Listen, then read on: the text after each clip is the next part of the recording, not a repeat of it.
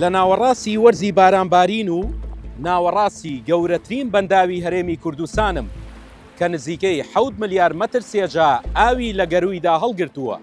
بەنداوی دووکان ئەو بەنداوەی لە دوو سەرچاوی سەرەکەیەوە ئاو دەڕژێتە ناوی، یەکێکیان ڕۆژهەڵاتی کوردستان و ئەوی دیکەیان چیای قەندیل و شەم و ڕووبارەکانی ناوچەی شارباژێڕە.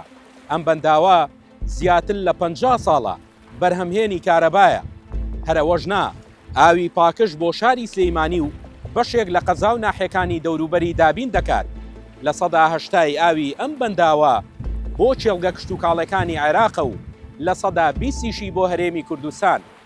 اینجا ئێستا باسی ئاسی بەرزی ئاوی دەریاچەکەتان بۆ دەکەم. ئەمڕۆ نامەوێت هیچ زانیاریەکتان لە وشکانیدا بۆ باس بکەم.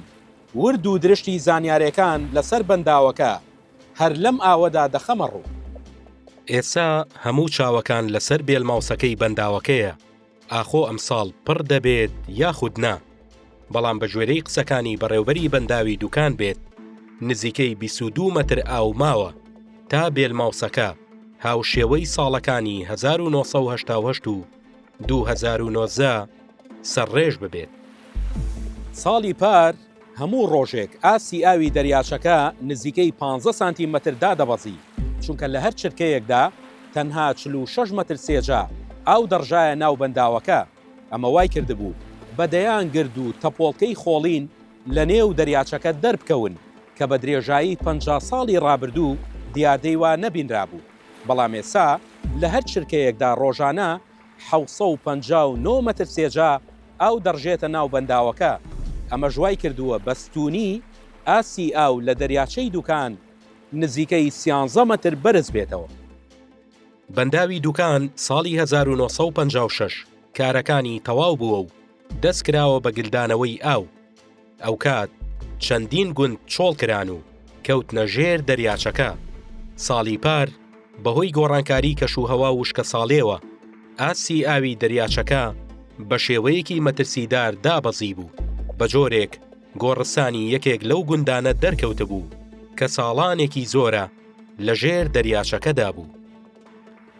ئێستا لە سەدا 40 بارانبارینمان ماوە کە زۆرینەی دەکەوێتە وەرزی بەهارەوە. بارینی هەر دڵۆپێک باران هیوایەکی زیاتر دەبەخشێت بۆ زۆربوونی ئاو لە هەرێمی کوردستان.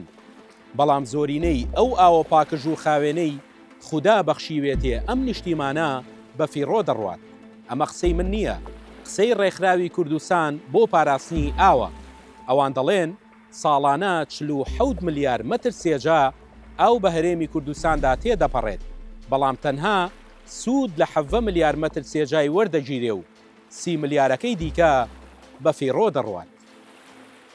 هەردی عوسمان، ڤار میدیا، تەنگی بووکوزاوە لە دەریاچەی دووکان.